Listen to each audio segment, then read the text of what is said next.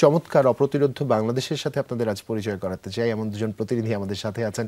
ডান দিক থেকে পরিচয় করাচ্ছি, আমাদের সাথে আছেন মোস্তাফিজুর রহমান, যিনি ট্রায়াথলেট, এবং একই সাথে আছেন মোহাম্মদ ইমতিয়াজ বিন ফারুক ভুইয়া, দুজনেই ট্রায়াথলেট এবং এন্ডুরেন্স স্পোর্টসে তারা, তাই না, পারদর্শী।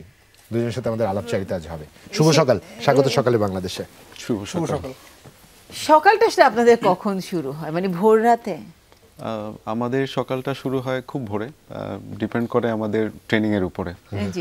একদিন এক এক রকমের ট্রেনিং থাকে। যেদিন খুব সকালে আমাদের সুইমিং থাকে, ওই দিন আমাদের ফজরের পরপরই ওঠা হয়, উঠে ফজরের নামাজটা শেষ করে তাড়াতাড়ি সুইমিং এ চলে যাই আমরা। ওকে, তো আসলে আপনারা তো প্রফেশনাল অ্যাথলেটের বাইরেও তো নিশ্চয়ই আরেকটা পরিচিতি আছে, যেটা হচ্ছে আপনাদের নিশ্চয়ই একটা কোথাও না কোথাও কাজের সাথে যুক্ত আছেন। সেই পেশা জীবন এবং এই প্যাশন, এই দুইটাকে আসলে ব্যালেন্স কিভাবে করেন? হ্যাঁ, এটা আসলে একটা ভালো দিক। আমরা প্রতিনিয়তই নিজেকে ব্যালেন্সের মাধ্যমেই আমরা যাই। এটা আমাদের কাছে একটা চ্যালেঞ্জ মনে হয়, তারপর আমরা এটা ওভারকাম করি। আমাদের যে রেস্টের যে সময়টা আছে, সেই সময়টায় আমরা মোটামুটি আমাদের এই অ্যামেচার অ্যাথলেট যেটা আর কি আমরা করি, সেখানে আমরা সময় দিচ্ছি। আপনি এটাকে অ্যামেচার অ্যাথলেট কেন বলছেন, এটা আমার একটা জিজ্ঞাসা আপনার কাছে আসবো। ইমতিয়াজ বিন ফারুক ভাই, আপনার কাছ থেকে শুনতে চাই, দিনের শুরু কিভাবে করেন এবং যে work life and endurance balance, এটা কিভাবে হয়? না, আমি তো আসলে ঘুম থেকে উঠে কাজ করে যে আবার ঘুমিয়ে আর দিনের সময় পাই না। আচ্ছা, আমি এত মাত্রায় ফিট। ধন্যবাদ। আসলে পুরো বিষয়টা হচ্ছে প্ল্যানিংয়ের উপর। আমি আমার দিনটাকে কিভাবে সাজাবো, আমার দিনের কতটুকু অংশ কোথায় আমি খাটাবো, সেটার উপরেই আসলে ডিপেন্ড করছে। যেমন আমাদের দিনটা শুরু হয় আসলে ফজরের সময়। ফজরের সময় আমাদের ওয়ার্ক শুরুর আগ পর্যন্ত যে সময়টা, সেই সময়টাকে আমরা আমাদের বিভিন্ন ট্রেনিংয়ে টাইম দিয়ে থাকি। যেমন ফজরের পরে আমরা আমাদের এখানে যেহেতু আমরা ট্রায়াথলেট, আমাদের 3টা স্পোর্টসের সমন্বয়, আমাদের হয় সুইমিং থাকে, না হয় সাইকেলিং থাকে, না হয় রানিং থাকে। তো আমাদের আগেই শিডিউল করা থাকে কোন উইকে কি হবে, কোন উইকের কোন দিনে কোথায় আমরা থাকব। সেই অনুপাতে আমরা আগের রাত্রেই ফিক্স করে রাখি যে গতকাল আমার দিনটা শুরু হবে এভাবে। তো সেভাবে আসলে আমরা ব্যালেন্স করে থাকি আমাদের কাজের ক্ষেত্রে, আমাদের ফ্যামিলির ক্ষেত্রে, আমাদের স্পোর্টসের ক্ষেত্রে। It's all about balance in the end. Oh wow! তো এই যে বলছেন যে অ্যামেচার অ্যাথলেট, কখন হঠাৎ করে সিদ্ধান্ত নিলেন যে নিজেরা অ্যামেচার অ্যাথলেট হিসেবে পরিচিত হতে চান? আসলে কেন মনে হলো ট্রায়াথলেট অ্যাথলেট আমার হতে হবে, এন্ডুরেন্স অ্যাথলেট আমার হতে হবে?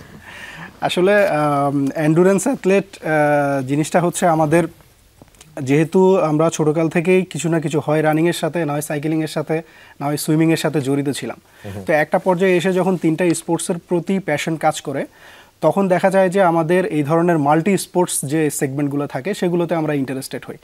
তো ট্রায়াথলন হচ্ছে এমন একটা জিনিস যেখানে এন্ডুরেন্সের টপ লেভেল জাজ করা যায়। তো যেহেতু আমাদের সুইমিংয়েও আমাদের এক্সপোজার আছে, আমাদের সাইকেলিংয়েও কিছুটা এক্সপোজার আছে, আমাদের রানিংয়েও কিছুটা এক্সপোজার আছে, তো সেখান থেকে আমাদের মনে হয়েছে যে এই মাল্টি স্পোর্টসে যদি আমরা নিজেদের এন্ডুরেন্সটাকে প্রমাণ করতে পারি, তো সেক্ষেত্রে আমাদের আসলে নিজেদের যে অ্যাথলেটিক সিম্বলটা, এটা আসলে প্রকাশ পাবে। তো সেখান থেকে আসলে আমাদের যাত্রা। আপনারও কি একই অবস্থা, যে সবকিছু কিছু কিছু পারতাম তাই এখন সবকিছু একসাথে করছি? মূলত আমি ছোটবেলা থেকে সুইমিংটা বেশি ভালো ছিলাম আর কি। ছোটবেলায় স্কুল এবং কলেজে প্রচুর পরিমাণে সুইমিং প্রতিযোগিতায় অংশগ্রহণ করতাম। তো পড়াশোনা শেষে যখন আমি আমার সাংসারিক জীবন বা আমার প্রফেশনালে আমি ঢুকলাম, ভালো একটা গ্যাপ হলো। তো হঠাৎ আমার মনে হলো যে আসলে আমার নিজের জন্য কিছু সময় দেওয়া দরকার, আমার নিজেকে করা দরকার। তখন আমি এই এন্ডুরেন্স অ্যাথলেট বা ট্রায়াথলেটে আমি আস্তে আস্তে ঢুকলাম। শুরুতে আমি সাঁতার, তারপরে দৌড়, এর মাধ্যমেই শুরুটা হয়। এটা 17 সালের দিকে। এরপরে আমার মোটামুটি দেশে এবং দেশের বাইরে বিভিন্ন প্রতিযোগিতায় অংশগ্রহণের সুযোগ হয়েছে পর্যন্ত। এই জায়গায় মোস্তাফিজ একটা খুব স্বাভাবিক সহজাত প্রশ্ন আছে, তা হচ্ছে আন্তর্জাতিক প্রতিযোগিতাগুলো অংশগ্রহণ করছেন, দেশের অভ্যন্তরে যে প্রতিযোগিতাগুলো হয় অংশগ্রহণ করছেন, একটু সার্বিক অভিজ্ঞতাটা শুনতে চাইবো। আমরা আমাদের আয়োজনের দিক দিয়ে সক্ষমতার বিচারে কতখানি এগোতে পেরেছি এবং বিশ্ব দরবারে যে জায়গায় আমরা যে প্রতিনিধিত্ব করি তার সাথে আমাদের দূরত্ব আসলে কতখানি এখনো রয়েছে? দুজনের মনোভাবটা শুনবো। আগে একটু মোস্তাফিজের কাছ থেকে শুনি। আমি শুরুতে 2017 সালে যখন আমি আমার এই ট্রায়াথলন জার্নিটা শুরু করি, তো তার আগে আমি নিজেকে প্রিপেয়ার করতাম যে আমি বিশ্বমঞ্চে কোনো একটা সময় আমি নিজের দেশের প্রতিনিধিত্ব করব। তো এটা 2024 সালের নেপালে ফিস্টেল আলট্রা নামে একটা রেস হয় নেপালের পোখরাতে, সেখানে আমি প্রথম অংশগ্রহণ করি, একটা রানিং ইভেন্ট, ট্রেইল রান। তো সেটাতে অংশগ্রহণের পর সেটাতে আমি বাংলাদেশের প্রথম মানে অংশগ্রহণকারী ছিলাম এবং আল্লাহর রহমতে সেটা আমি সফলভাবে সম্পন্ন করি। তো সম্পন্ন করার পর আমার কাছে সেই মানে অভিজ্ঞতাটা আমার কাছে ভীষণভাবে নাড়া দেয় যে বাংলাদেশের পতাকা এইভাবে একটা দেশে একা উড়ানো, এবং এই সফলতাটা আমাকে ভীষণভাবে অনুপ্রাণিত করে। তার ফলশ্রুতিতে আমি এই 25 সালের মে মাসে মালয়েশিয়ার ডিজারু কোস্টে আমি হচ্ছে প্রথম 70.3 আয়রনম্যানের প্রস্তুতি নিই এবং সেখানে অংশগ্রহণ করি আমি এবং ইমতিয়াজ ভাই দুজনেই। এবং আমরা সৌভাগ্যক্রমে সফল হই এবং ওয়ার্ল্ড চ্যাম্পিয়নশিপের জন্য আমরা দুজনেই সেখান থেকে কোয়ালিফাই করেন। একটু দর্শকদের বলে রাখা প্রয়োজন, যারা শুধুমাত্র পোখারার রান শুনে মনে করছেন আচ্ছা পোখারায় দৌড়াতে গেছে, বিষয়টা একদমই তা না। পোখারার এই যে ট্রেইল, এইটার যে রাস্তা, এটার যে চ্যালেঞ্জেস, যেগুলো যারা পোখারা সম্বন্ধে জানেন না তাদের জন্য খুব বোঝাটা মুশকিল। আপাতত জেনে নিন যে খুব কঠিন একটা দৌড় এটা। যাই হোক, আমরা একটু ইমতিয়াজের কাছে যেতে চাই, একটু শুনি আপনার অভিজ্ঞতা। আসলে ছোটবেলা থেকেই আয়রন ম্যানের প্রতি একটা ফ্যাসিনেশন ছিল। যখন আয়রন ম্যান সম্পর্কে জানতে পারি, কত ছোটবেলা থেকে? যখন আমি স্কুলে পড়তাম। আচ্ছা, যখন আমি স্কুলে পড়তাম আয়রন ম্যানের হিস্ট্রি সম্পর্কে আমরা জেনেছিলাম যে আয়রন ম্যান হচ্ছে হাওয়াইতে এটা ইনভেন্ট হয়েছে বাই নেভি সিল। সো তারা জানতে চাচ্ছিল যে কোন ডিসিপ্লিনের অ্যাথলিটরা বেশি fit, whether it's swimmer, cyclist or রানার।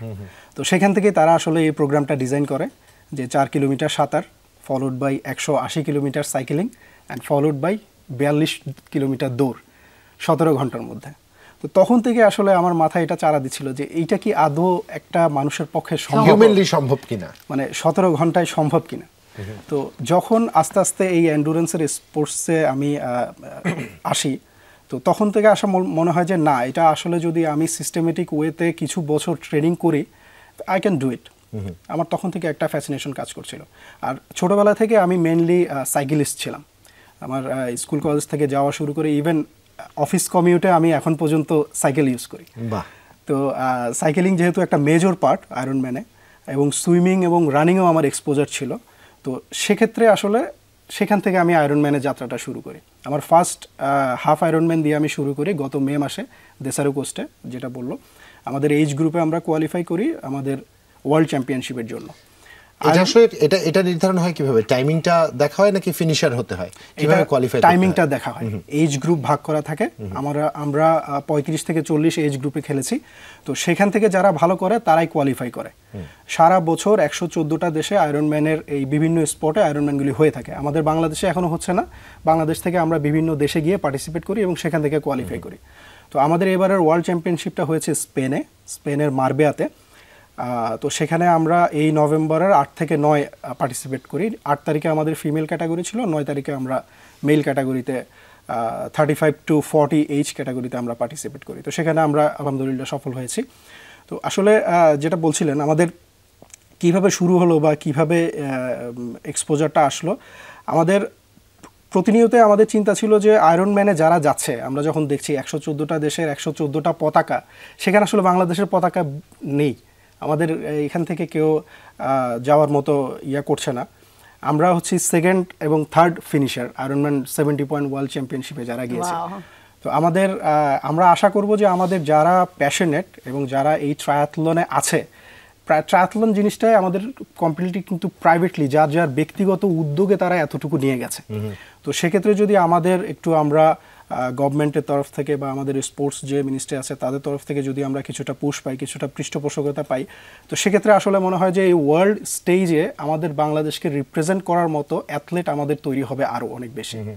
নিশ্চয়ই এই সেকেন্ড অ্যান্ড থার্ড ফিনিশার এটা বাংলাদেশের জন্য সত্যিকার অর্থেই গৌরবের এবং সম্মানের। দুজনের টাইমের ডিফারেন্স কেমন ছিল টেন্টেটিভলি? আমার শেষ হয়েছে 7 ঘন্টা 30 মিনিটে। আমার শেষ হচ্ছে 8 ঘন্টা 6 মিনিট। 7 ঘন্টা 30, 8 ঘন্টা 6, মানে 36 মিনিটের একটা ব্যবধান। আপনাদের কাছে যাদের কাছে মনে হচ্ছে 36 মিনিটই তো, আধা ঘন্টাই তো, তারা একটু ভিন্ন গল্পের মধ্যে আছেন। যাই হোক, পুরো গল্পটা একটু একবার আমরা চেষ্টা করবো, আপনার বাড়ি অবধি, আপনার ড্রয়িং রুম অবধি আজকের গল্পটা পৌঁছবার চেষ্টা করবো। তবে একটা বিরতি থেকে যখন ফিরছি তখন আরো বিস্তারিত থাকবে। ফিরছি, সাথেই থাকুন। বিরতির পর আরো একবার স্বাগত সকালের বাংলাদেশ দেখছেন আপনারা, জুলহাস জুবাইর সাথে আছে আমি রুনি, এবং আমাদের সাথে আছেন দুজন চমৎকার ব্যক্তি যারা আসলে বলতে চাচ্ছেন যে তারা আসলে অ্যামেচার হয় না, অ্যাথলেট, এন্ডুরেন্স অ্যাথলেট, হ্যাঁ, কিন্তু আমরা আসলে সেটা বিশ্বাস করছি না। 7,500 মানুষের সাথে দৌড় শুরু করেছেন, শুধু তাদের বয়সের যে টাইম এজ গ্রুপটা রয়েছে 35 থেকে 40, সেখানে বাংলাদেশের সেকেন্ড এন্ড থার্ড ফিনিশার প্রথম হচ্ছেন আমাদের আরাফাত ভাই। শুভকামনা তার জন্য রইল। আজ তিনি আলোচনায় নেই, তবে হ্যাঁ আমাদের সাথে এর আগে আরাফাত ভাই প্রচুর কথা হয়েছে। আমরা আজকের দুজন অতিথির কাছে ফিরে যেতে চাই এবার। আমাদের প্রশ্ন যে জায়গাটাতে ছিল যে 17 ঘন্টা, রাইট, এই পুরোটা 17 ঘন্টার মধ্যে পুরোটা জার্নিটা শেষ করতে হবে। ওই সময় সেটা চ্যালেঞ্জটা কি থাকে? আগে তো আমরা ট্রেনিং নিচ্ছি, নিজেদেরকে প্রিপেয়ার করছি, কিন্তু ওই 17 ঘন্টা ওইটার কিভাবে আমরা ব্রেকডাউনটা করি?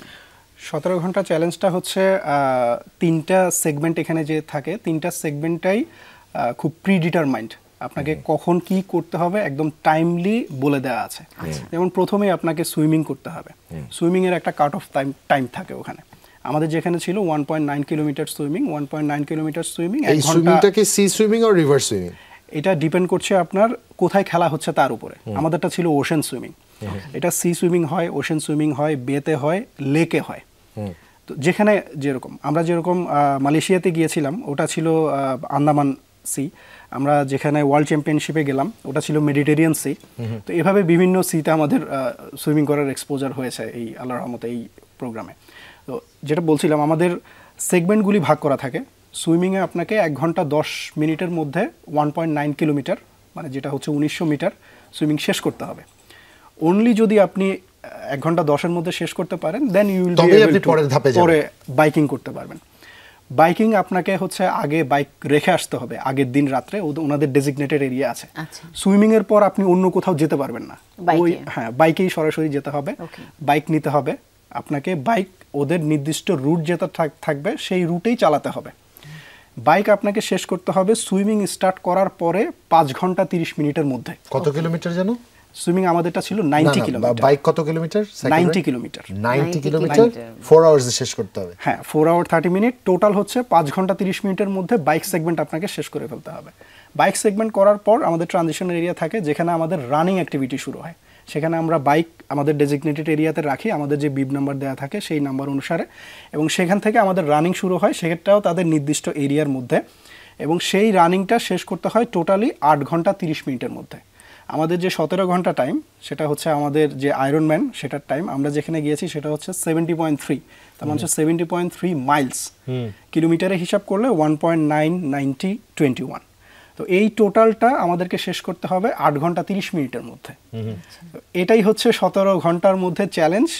ফিজিক্যালি যেটা চ্যালেঞ্জ হচ্ছে, আমি যখন ফ্রেশ বডিতে রান শুরু করি আমার রানটা কিন্তু অত গায়ে লাগে না, কিন্তু আমি যখন 1.9 কিলোমিটার সুইমিং এর পরে 90 কিলোমিটার সাইক্লিং এর পরে যখন আমি দৌড়াচ্ছি, তখন আসলে আমাদের বোঝা যায় যে আমাদের এন্ডুরেন্সের কোয়ালিটি কতটুকু। ওটাই হচ্ছে আসলে চ্যালেঞ্জ, যে ফেটিক বডিতে রানটা কমপ্লিট করা। আচ্ছা, মুস্তাফিদের কাছে আমরা আসতে চাই। এই সময় খিদা লাগে না? হ্যাঁ, এটা একটা ভালো প্রশ্ন। এটা আমি সবসময় জানতে চাই, কারণ কাউকে জিজ্ঞেস করা হয়নি। নিউট্রিশন একটা, হাইড্রেশন একটা ফ্যাক্ট থাকে, বড় ধরনের একটা ইয়া থাকে। মূলত হচ্ছে যখন আমরা একটা রেসে থাকি তখন একটা মানে রেস মুডে আমরা থাকি। এটা আসলে আমরা আগে থেকেই মোটামুটি হাইড্রেশন বা নিউট্রিশনটা আমরা নিয়ে নিই। আর ইভেন্ট চলাকালীন সময়ে ইভেন্ট কর্তৃপক্ষ থেকে বা নিজ ব্যবস্থাপনায় আমরা আমাদের হাইড্রেশনটা ব্যবস্থা করে থাকি। তো যদি আমরা আগে থেকে আমাদের এই হাইড্রেশনটা নিজেরা ব্যবস্থা নিয়ে নিই তাহলে আর তাদের কাছ থেকে নেওয়ার দরকার হয় না। কিন্তু তাদের ব্যবস্থাটাও খারাপ না, বেশ ভালো। যদিও ফুয়েল যেখানে যেটা দরকার হয় তারা সেই ব্যবস্থাটা করে। ওয়ার্ল্ড ট্রায়াথলন অর্গানাইজেশন এটা আসলে কমতি রাখে না। একটা ভিন্ন রকম প্রশ্ন, আমরা আসলে বাংলাদেশে যারা জন্ম নেই বেড়ে উঠি, কিছু ম্যালনিউট্রিশন নিয়ে আমরা জন্মাই এবং কিছু ম্যালনিউট্রিশন নিয়ে আমরা বেড়ে উঠি। এবং খুব স্বাভাবিকভাবে আজ যেহেতু বিশ্ব শিশু দিবস প্রেক্ষাপটে আমরা এই আলোচনা করছি, প্রচুর সংখ্যক শিশু আজও হয়তো জন্মাবেন যারা অনিশ্চয়তা নিয়ে জন্মান। এবং এই যে ফিজিক্যাল একটা চ্যালেঞ্জ নিয়ে আমরা জন্মাই, এই চ্যালেঞ্জটা হয়তো আমরা সয়ে গেছে আর কি, আমরা এরকম হতে হতে সয়ে গেছে। এই একটা জায়গায় ইউরোপের বিভিন্ন আমরা বুঝি না, কম্পিট না করি বা কম্পেয়ার না করি। ওয়েস্টার্ন ওয়ার্ল্ডের কথা যদি বলি, ইউরোপ ওয়ার্ল্ডের কথা যদি বলি, তাদের পেশির কাঠামোই ভিন্ন, তাদের ফিজিক্যাল ফিটনেসই ভিন্ন, এবং তাদের এন্ডুরেন্সের মাত্রাটাও ভিন্ন। আমাদের বাতাস অপেক্ষাকৃত ভারী, এই জন্য আমাদের ফুসফুস ঠিক সেভাবে দক্ষভাবে আমাদের সাথে পরিণত হয়েছে। ইউরোপের বিষয়টা আবার ভিন্ন, যেহেতু তারা ক্লিন এয়ারে থাকে। এই কিছু বেসিক জায়গায় সিগনিফিকেন্ট ডিফারেন্সেস ইন্টারন্যাশনাল অ্যাথলেটদের সাথে আমাদের কি কি আছে বলে মনে হয়? একটু মোস্তাফিজের কাছ থেকে শুনি, তারপরে ইমতিয়াজের কাছে যাব। আমার কাছে মনে হয় আমরা স্বাভাবিকভাবে এশিয়া এবং বাংলাদেশের যে আমাদের যেখানে অবস্থান, আমরা যখন ইন্টারন্যাশনালি অন্যান্য দেশের মানুষের বা অ্যাথলেটদের সঙ্গে যখন আমরা কোনো প্রতিযোগিতা অংশগ্রহণ কম্পিট করি, আমাদের দেহের কাঠামো এবং আমাদের শক্তির ধরনটা তাদের থেকে ডেফিনেটলি ভিন্ন হয়। আমরা আসলে মূলত যেটা সাপোর্ট যেটা পাই আর কি, আমাদের সাহসটা মানে অত্যন্ত, আপনি শুনে আশ্চর্য হবেন, আমি কখনো আন্দামান সিতে আমি সাঁতরাইনি, কিন্তু আমি সেখানে গিয়ে আমি সাঁতরাচ্ছি এবং ভালো একটা পজিশন আমি হোল্ড করছি। এটা আমার একটা মানে আমি বলবো এটা আমাদের একটা সাহস, আমাদের একটা উদ্দীপনা, যেটা আমাদেরকে, আমরা সাহসী জাতি, এই নিয়ে কোনো সন্দেহ নেই। 9 মাসে 303 রাইফেল দিয়ে আমরা শক্তিশালী সামরিক বাহিনীকে প্রতিহত করেছি, এই রেকর্ড আমাদের আছে। তারপরে একটু জানতে চাই মেইন চ্যালেঞ্জেসটা কি মনে হয়, যে they are better in this such ways. এই একটা জায়গায় হয়তো আমরা ফিজিক্যালি বা প্রাকৃতিকভাবেই আমরা অনেকটা পিছিয়ে, যেটা আমরা হয়তো সাহস দিয়ে জয় করছি। মেইন চ্যালেঞ্জটা আমার কাছে যেটা মনে হয়, একটা ডিসিপ্লিন থেকে যখন অন্য একটা ডিসিপ্লিনে আমি যাই, সাপোজ আমি যখন সুইমিং শেষ করে সাথে সাথে আমার সাইকেল নিয়ে বের হয়ে যেতে হবে, এই যে আমাদের একটা চ্যালেঞ্জ, এইটা ওভারকাম করাই আমার কাছে মনে হয় সবচেয়ে বড় চ্যালেঞ্জ। এটা যত আমরা চেষ্টা করি, আমরা বিভিন্ন বাংলাদেশে আমরা ট্রেনিং নেই, তখন আমরা চেষ্টা করি এই সময়টা যাতে আমরা যত কমাতে পারি, যত কমিয়ে এনে আমরা পরবর্তী সেগমেন্টে আমরা ধাপে যেতে পারি। আমরা ইমতিয়াজের কাছ থেকে শুনি, ছোট করে শুনবো। জি, প্রথমে আসলে কোশ্চেন করছিলেন যে প্যাশন আসলে কিভাবে আসলো, সেই প্রতি উত্তর এখানে চলে আসছে। আমাদের যেরকম খেলাটা যেরকম খুব সিস্টেমেটিক্যালি ডিজাইন করা, এই যে আমাদের নিউট্রিশন, যে আমাদের খিদা লাগলে কি খাবো বা আমরা ট্রেনিংয়ের সময় কি করব, এই জিনিসটাও কিন্তু খুব সুন্দরভাবে এখানে ডিজাইন করা। আচ্ছা, প্রথমত কথা হচ্ছে আমরা যারা অ্যাথলেট আছি, বিশেষ করে এই এন্ডুরেন্স অ্যাথলিটে, আমরা কিন্তু জানি আমাদের বডিটা কিভাবে ফাংশন করছে, এবং সাউথ এশিয়ান একজন মানুষ হিসাবে আমরা যে গ্লুকোজ নির্ভর বা সোজা বাংলায় বললে আমরা যে ভাত নির্ভর, তো সেটা আমার বডিতে কিভাবে ফাংশন করছে যখন আমি এই ধরনের এন্ডুরেন্স অ্যাথলিটে যাচ্ছি। যেমন বললেন নিউট্রিশনের কথা, আমরা জানি যে এই ধরনের এন্ডুরেন্স অ্যাথলিটের 1 ঘন্টায় 90 গ্রাম আপনার কার্ভ দরকার হয়। তো সেই কার্ভটা আমি কিভাবে নিব, এটাই হচ্ছে ব্যাপার। এটাকে আমি জেল ফরম্যাটে নিব, এটাকে আমি বা কোনো এনার্জি বার ফরম্যাটে নিব, এটাকে আমি নিজেই সোর্স করে রাখবো, নাকি এটা আমার যখন আমার খেলার ওনারা দিবেন সেখান থেকে নিব। এইটাই ম্যানেজেবল। এটার সাথে আমার ম্যানেজ করতে হয় আমার হাইড্রেশনটা, এটার সাথে আমার ম্যানেজ করতে হয় আমার বডি ক্র্যাম্প হলে আমি তখন কি করব, এই সমস্ত জিনিসগুলা। মানে নিউট্রিশনটা, খেলাটা এত সুন্দর করে ডিজাইন করা এবং সেই সাথে নিউট্রিশনটাও এত সুন্দর করে ডিজাইন করা, which leads you to lead a better life, a systematic life. হ্যাঁ, আমরা যারা জব নির্ভর, যারা 9টা 5টা ডিউটি করি, একটা স্ট্রাকচার্ড লাইফ নির্ভর করি, আমরা এমন একটা লাইফ নির্ভর করছি, দিন শেষে কিন্তু এটা আমার বডিতে টক্সিন প্রডিউস করছে। তো এইটা ফ্ল্যাশ আউট করার জন্য কিন্তু আমাদের কাছে কিছু নেই। তো এই ধরনের এন্ডুরেন্স অ্যাথলিটরা যারা আছে, তারা শুধু খেলাটাই না, একটা সুন্দর লাইফ লিড করার যে একটা সিলেবাস থাকে, ওটা কিন্তু আমরা ফলো করতে পারছি। চমৎকার, দুজনেই চমৎকার বক্তা। দুজনের কাছে আবার ফিরবো, তবে একটা বিরতির সময় আমাদের হয়েছে। ফিরছি, এখন আমাদের সাথেই থাকুন। বিরতির পর সকলে বাংলাদেশ, আপনাদের সবাইকে স্বাগত। রুনি আছি, জুলা জুবাইর আপনাদের সাথে আছি। দুজন চমৎকার মানুষ আছেন যারা মানবিক দেহের যেই সীমাবদ্ধতা আছে তাকে জয় করে অনুপ্রেরণার কাতারে নিজেদের নিয়ে গেছেন। Second and third finisher of Ironman 7.3, এই বিষয়টা নিয়ে তাদের সাথে আমাদের কথা চলছিল। খুব স্বাভাবিকভাবে দুজনের কাছে একটা প্রশ্ন, যে কোনো খেলারই একটা সামাজিক দায়বদ্ধতা থাকে, বা আমরা একটা মেসেজ দিতে চাই। আজ যেখানে বিশ্ব শিশু দিবস হিসাবে পালিত হচ্ছে, বাংলাদেশে প্রচুর সংখ্যক শিশু আসলে প্রতি বছর সাঁতার না জানার জন্য, যেটা কিছুক্ষণ আগে বিরতিতে আপনার সাথে কথা হচ্ছিল মোস্তাফিজ, যে পানিতে ডুবে মারা যায়, অন্তত আমাদের বর্ষায় পানিতে ডুবে মারা যায়। এই একটা জায়গায় আয়রনম্যানের এই যে 3 সেগমেন্টের যে স্পোর্টস, এটা একটা অনুপ্রেরণা হিসেবে কাজ করতে পারে কিনা? হ্যাঁ, অবশ্যই। আপনি শুনে অবাক হবেন, বাংলাদেশে প্রতি বছর 1 থেকে 17 বছরের বয়সের মধ্যে যে শিশু কিশোররা থাকে, তার মধ্যে একটা মানে বেশিরভাগ একটা অংশ বলতে হচ্ছে 14 থেকে 15,000 শিশু কিশোর প্রতি বছর শুধুমাত্র সাঁতার না জানার কারণে বাংলাদেশে মারা যাচ্ছে। অনেক বড় সংখ্যা, অনেক বড় সংখ্যা। এটা আসলে একজন দুজন না, মানে 15,000, 14 থেকে 15,000 শিশু এবং কিশোর। তো আমি মূলত ছোটবেলা থেকে যেহেতু সাঁতারে আমার আগ্রহ বেশি, তো এই বিষয়টা যখন আমার সামনে আসে বা আমি খুব কাছ থেকে দেখেছি সাঁতারে ডুবে মারা যাওয়া মানুষের মানে অনাকাঙ্ক্ষিত মৃত্যু খুব কাছ থেকে দেখেছি, তো এই ব্যাপারগুলো আমাকে ভীষণভাবে মানে নাড়া দেয়। আমার কাছে ভীষণ খারাপ লাগে। আমার প্রতিবারই আমার মনে হয় আমি যদি কিছু একটা করতে পারতাম এদের জন্য, বা কোনো আমার যদি সুযোগ থাকে আমি অবশ্যই এদের জন্য কিছু একটা করব অথবা কোথাও বলবো। তো আমরা এই যে ট্রায়াথলেট মানে 3টা ডিসিপ্লিনের মাধ্যমে যে আমরা এই মানে এই প্রতিযোগিতাটা করি, তো আমার মূলত একটাই মানে চাওয়া বা আপনাদের মাধ্যমে যদি সম্ভব হয় আমি বলতে চাই শিশু এবং কিশোরদের সাঁতারটা অন্তত বাধ্যতামূলক করা হোক। বাংলাদেশে নদীমাতৃক দেশ, সেখানে বাচ্চারা বা 1 থেকে 17 বছরের বাচ্চারা বা তারও অধিক যারা সাঁতার জানে না, আমার খুব চাওয়া যাতে তারা সাঁতারটা অন্তত শেখে। এটা আসলে জীবন রক্ষাকারী এটা শুধু খেলা না, এটা শুধু স্পোর্টস না, এটা সেভিং ইওর ওন লাইফ। একটু দর্শকদের বলবার আছে, বাড়ির অনেকে হয়তো বসে দেখছেন, বয়সার অগ্রজেরা আছেন, নতুন দম্পতিরা আছেন, যারা হয়তো সন্তান সম্ভব এমন অনেকেই হয়তো দেখছেন, যারা মা বাবা হচ্ছেন কিছুদিনের মধ্যে, কিংবা যারা এখনই বাবা মা। অন্তত আপনার শিশু সন্তানকে পানি সম্বন্ধে ভয় দেখাবেন না শৈশব থেকে। নানান রকম কথা প্রচলিত বাংলাদেশের বিভিন্ন প্রান্তে, পানির নিচে এই আছে ওই আছে। এই যে আপনাদের তাকে নিরাপদ রাখতে যে ভয়টা তার মধ্যে তৈরি করা, এই ভয় তার মস্তিষ্কের একটা বড় জায়গা দখল করে নেয়। তারপর সে যখনই পানিতে নামে এই ভয় বা ভীতি কিন্তু তার মাঝে কাজ করে এবং এটা একটা ভয়ঙ্কর প্রভাব ফেলে মানসিকভাবে। নিজের পরবর্তী প্রজন্মকে এই সীমাবদ্ধতার মাঝে, এই ভয়ের মাঝে ঠেলে আমরা না দিই। এবং মোস্তাফিজ যেমনটা করে বললো, 1 থেকে 17 কিংবা তার ঊর্ধ্ব বয়সী যারা রয়েছেন, অন্তত প্রত্যেকের সাঁতার কাটতে জানাটা উচিত। এবং বাচ্চাদেরকে যত ছোটবেলা থেকে সাঁতার শেখানো যায়, তারা একদম ন্যাচারালি ফ্লোট করে, তাই সেটা করতে পারে। এই যে আপনাদের যে এক্সপোজার, বিদ্যমান বাইরে থেকে যাচ্ছেন, পার্টিসিপেট করছেন, দেশের জন্য কি বার্তা আছে, কি বলতে চান যারা এই মুহূর্তে টিভি দেখছে, যারা স্ক্রিনে আছে, তাদেরকে কি জানাতে চান আপনারা? শুনছি আপনার দর্শক। প্রথম বার্তা হচ্ছে আসলে আমাদের সিস্টেমেটিক লাইফ লিড করা। কারণ দিন শেষে আমরা সবাই যে জীবনের জন্য কাজ করছি 9টা 5টা, সেটা আমার নিজের জন্য হোক, আমার ফ্যামিলির জন্য হোক, আমার সোসাইটির জন্য হোক, সিস্টেমেটিক লাইফ লিড করাটা আমরা সবসময় ওভারলুক করি। এটা আসলে যেটা হয়, আমরা আসলে একটা সময় পরে টাকা পয়সার পিছনে এমনভাবে ছুটি যে আসলে আমার লাইফটা যে এত ভ্যালুয়েবল একটা লাইফ যেটা আমি পেয়েছি, এই লাইফটাকে আমরা ইউজ করা ভুলে যাই। আমরা কিন্তু না মানে এমনভাবে লাইফটা লিড করি যে আমার লাইফে মরিচা ধরে যাচ্ছে, আমি টেরই পাচ্ছি না, অথবা আমি এটাকে কোনো ভ্রুক্ষেপ করছি না। তো আমার মেসেজ থাকবে একটাই, সিস্টেমেটিক লাইফ লিড করা। সিস্টেমেটিক লাইফ লিড করলে কি হবে, আপনার সামনে আরও অনেকগুলি রাস্তা ওপেন হবে, চমৎকার, যেটার মাধ্যমে আপনি আপনার সোশ্যাল লায়াবিলিটিগুলো অ্যাড্রেস করতে পারবেন। মোস্তাফিজ 20 সেকেন্ডস, দর্শক শুনছে, কিছু যদি বলবার থাকে।